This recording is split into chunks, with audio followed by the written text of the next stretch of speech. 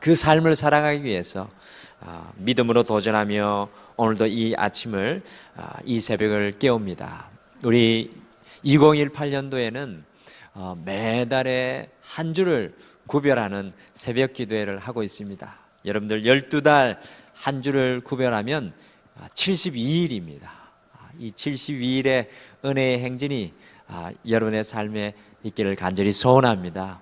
제가 1월 기도하면서 하나님께서 저에게 매달 한 주를 구별해라 라는 음성을 듣고 목회자인 저도 하나님 힘들지 않을까요? 라고 말씀을 드렸는데 하나님께서 믿음으로 도전하고 같이 성도님들과 깨우라는 음성을 주셔서 매달 이렇게 한 주를 구별합니다. 여러분들 이 12달 한 주씩을 깨우며 우리 마음껏 주님 앞에 믿음으로 기도하며 간구하는 이 특별 새벽 기도가 되기를 간절히 소원합니다.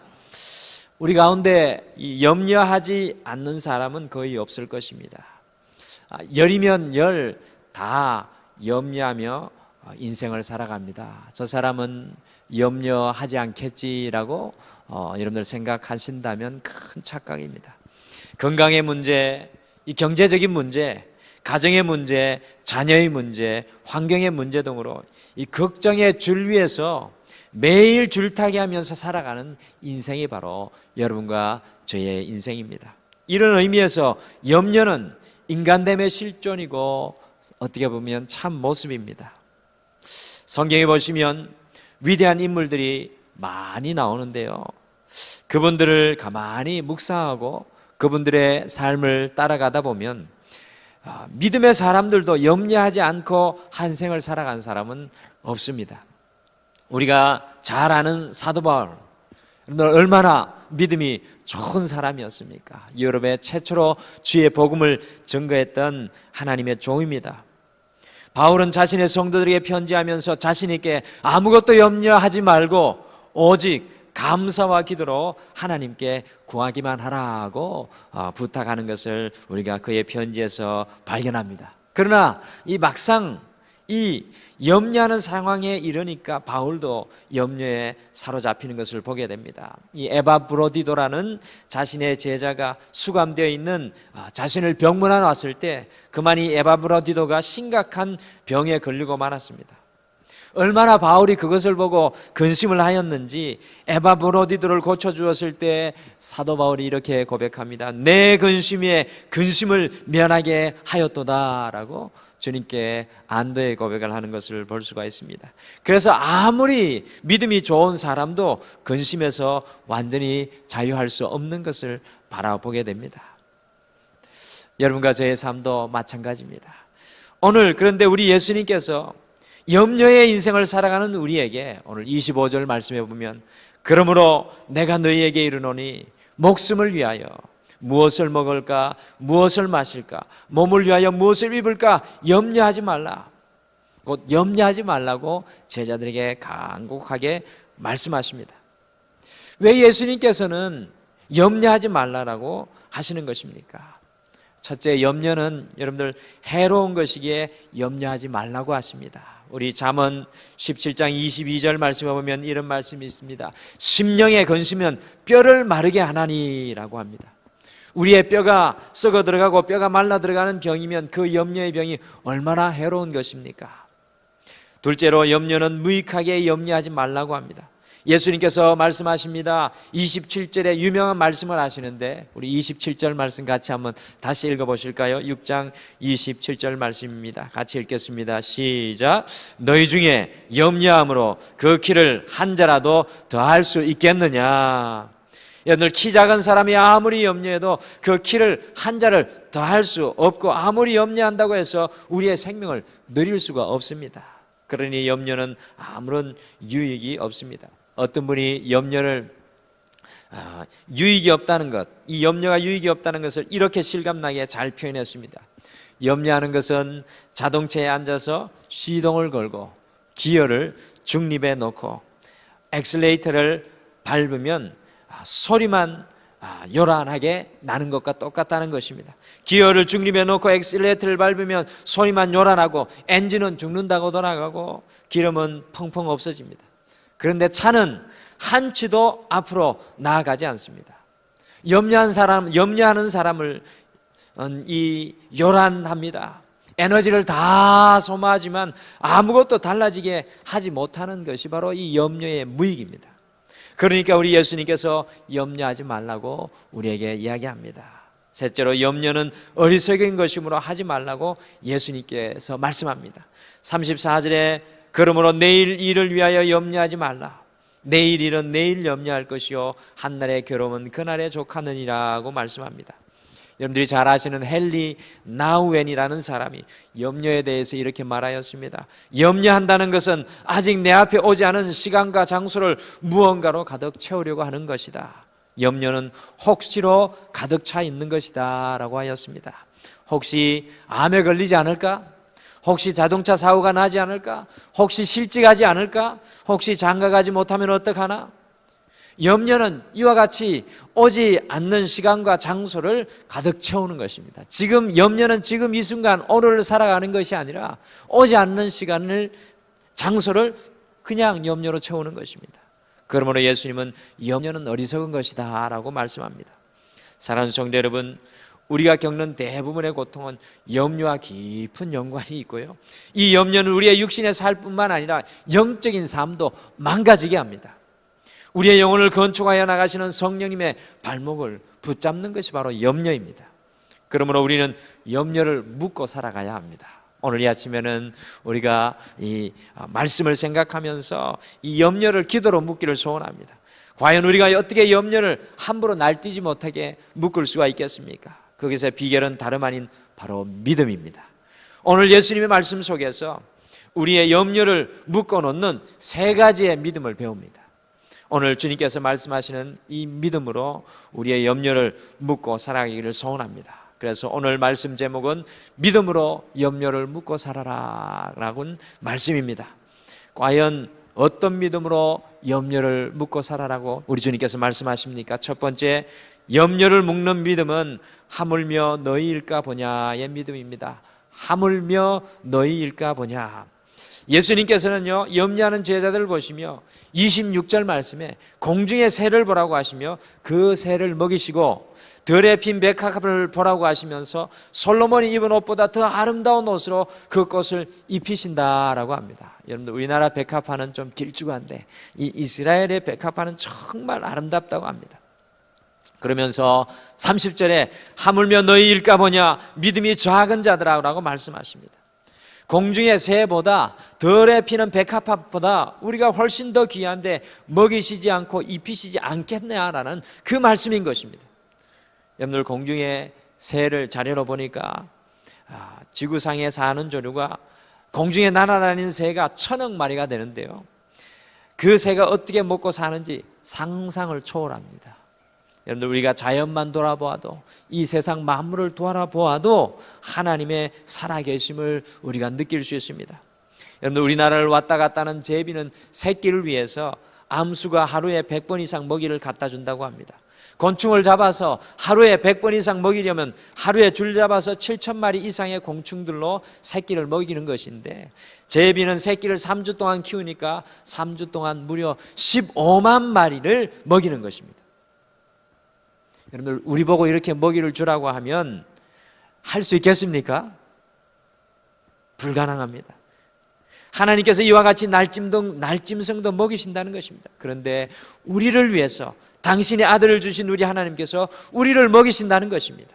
그러니 예수님께서 말씀하십니다. 하물며 너희일까 보냐. 사랑하는 성도 여러분, 우리의 삶을 묶는 염려가 일어날 때 공중을 향하여 새를 바라보시길 바랍니다.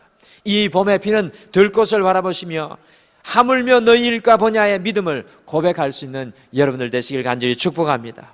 실직당했을지라도, 경제적인 어려움이 있을지라도, 가정에 문제가 있을지라도 하물며 너희일까 보냐의 믿음으로, 염려가 나를 짓밟고 있습니다, 나에게 믿음을 주세요라고 고백하기를 간절히 소원합니다. 오늘 이 아침에 하물며 너희일까 보냐의 믿음으로 우리의 모든 염려를 믿음의 기도로 함께 묻기를 소원합니다. 두 번째, 염려를 묶는 믿음은 있어야 할 줄 아신다는 믿음입니다. 있어야 할 줄을 아신다. 31절, 32절 말씀 같이 읽겠습니다. 31절과 32절 말씀 같이 읽겠습니다. 시작. 그러므로 염려하여 이르기를 무엇을 먹을까, 무엇을 마실까, 무엇을 입을까 하지 말라. 이는 다 이방인들이 구하는 것이라. 너희 하늘의 아버지께서 이 모든 것이 너희에게 있어야 할 줄을 아시느니라. 아멘. 주님께서 말씀하시는 염려를 묶는 믿음은 있어야 할 줄을 아신다는 믿음입니다. 특별히 32절에 이방인이 나오는데, 여러분들, 이 사람들은 하나님을 모르는 사람들입니다. 우상을 섬기고 자신의 뜻대로 살아가는 사람들입니다. 악한 사람들입니다. 그런데 심지어 이방인들에게까지 하나님께서 햇빛과 비를 골고루 주신다고 하셨습니다. 하물며 하나님의 자녀인 우리의 필요를 낱낱이 아시지 않겠습니까? 오늘 이 아침에 함께 기도하시며 고백하시겠습니다. 우리의 삶에 모든 있어야 할 것을 아시는 주님, 그것을 우리의 삶에 채워주실 줄 믿습니다라고 고백하며 우리의 염려를 믿음의 기도로 묻기를 간절히 소원합니다. 여러분들 기억하시길 바랍니다. 염려를 묶는 믿음은 주님께서 우리의 삶에 있어야 할 줄을 아신다는 믿음의 고백입니다. 마지막으로 염려를 묶는 믿음은 이 모든 것을 더하시리라는 믿음입니다. 이 모든 것을 더하시리라. 우리 33절 말씀 같이 한번 읽겠습니다. 33절 말씀 같이 읽겠습니다. 시작. 그런즉 너희는 먼저 그의 나라와 그의 의를 구하라. 그리하면 이 모든 것을 너희에게 더하시리라. 아멘. 우리가 매일의 삶 속에 하나님의 나라와 의를 구하면 우리가 구하지 않아도 하나님께서 때를 따라 이 모든 것을 더하시리라는 믿음입니다. 주님의 나라와 의를 구한다는 것을 너무 거창하게 어렵게 생각하지 않기를 바랍니다. 주님의 나라와 의를 구하는 것은 먼저 날마다 우리의 삶에 주님을 우리 주님으로 고백하는 것입니다. 오늘 이 하루 주님을 여러분의 삶의 주인으로 고백하시면 주님의 나라와 의를 구하게 될 것입니다. 그의 나라와 의를 구하는 것은 우리의 모든 삶의 순간에 하나님을 기쁘시게 하고 하나님의 영광을 드리며 살아나가기를 소원하는 마음입니다. 쉽게 말씀드리면 하나님의 나라와 의를 구하는 것은 하나님과 동행하며 살아가는 삶입니다. 그와 같이 살아가면 이 모든 것을 더하실 것이라고 말씀합니다. 영하진 외국 선교사님의 묘지에 가면 이 모든 것을 더하시니라는 믿음으로 삶을 살았던 신앙의 사람들을 만납니다. 무려 100년 전에 이 땅에 20대 처녀의 몸으로 선교 사역을 감당하다가 20대 젊은 나이로 선교사의 묘지에 묻힌 젊은 처녀 선교사는 이렇게 고백합니다. 나는 100번을 다시 태어나도 한국의 복음을 다시 돌아올 것입니다.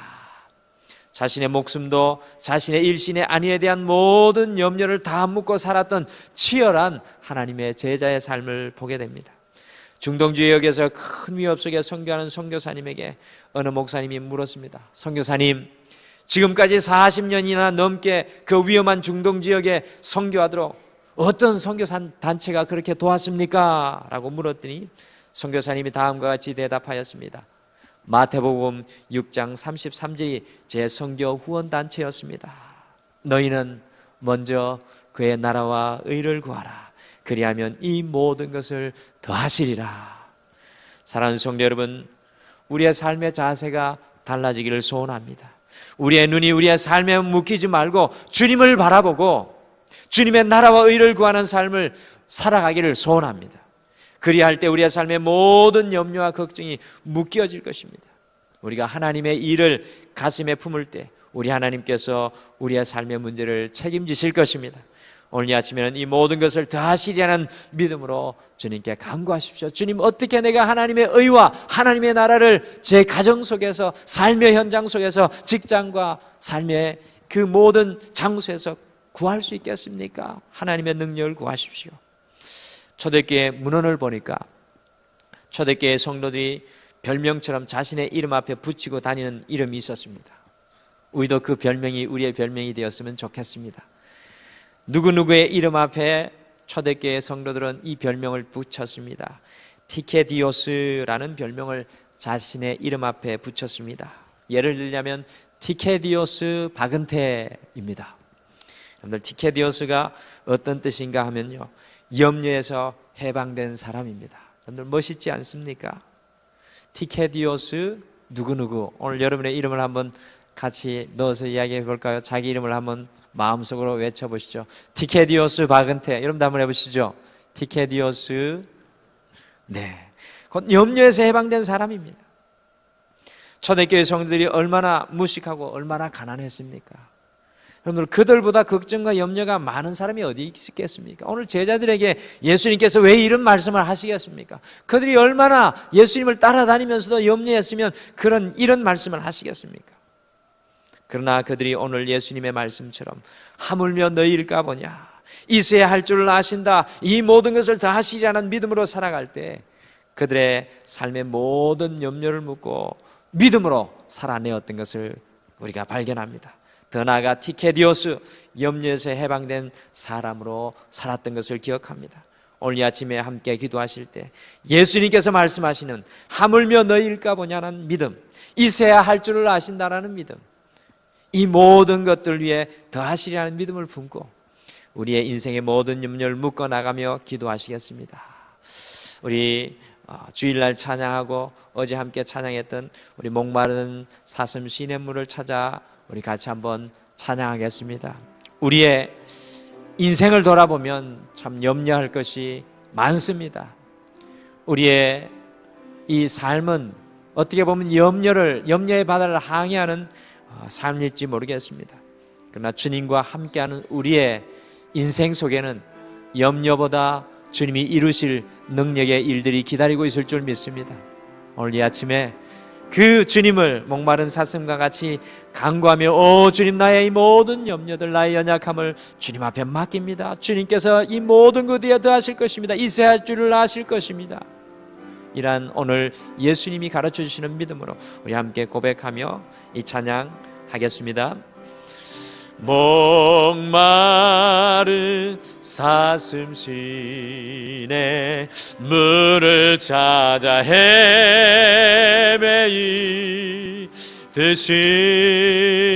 내 영혼 주를 찾기에 갈길 바나이다. 주님만이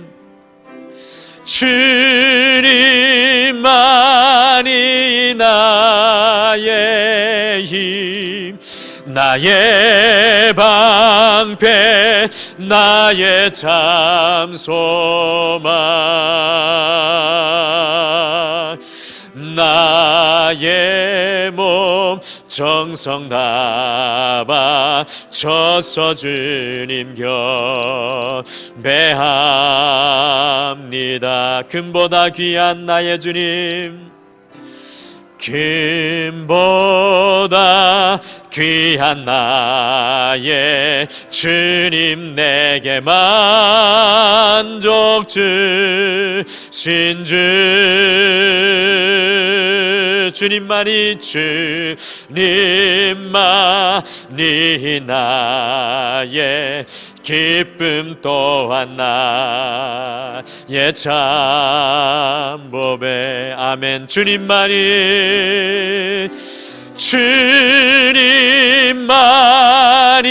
나의 힘, 나의 방패, 나의 참 소망, 나의 몸 정성 다 바쳐서 주님 경배합니다.